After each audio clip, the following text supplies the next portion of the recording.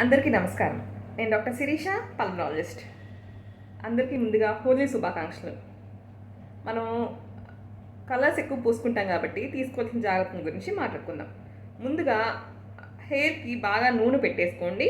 Body అంతా moisturiser అది రాసుకుంటే ఆ కలర్స్ ఎఫెక్ట్ అనేది చర్మం మీద, జుట్టు మీద తక్కువ ప్రభావం ఉంటుంది. ఇంకా డైరెక్ట్గా కంట్లోకి వీటికి కొట్టుకోకండి.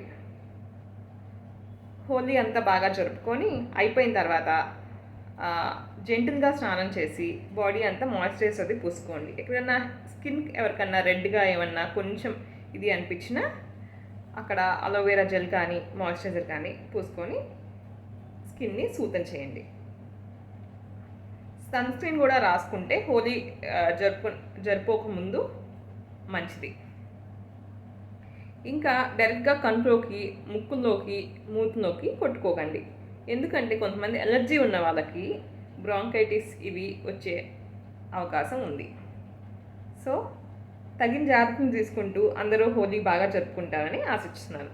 అందరికీ హోలీ శుభాకాంక్షలు. Thank you.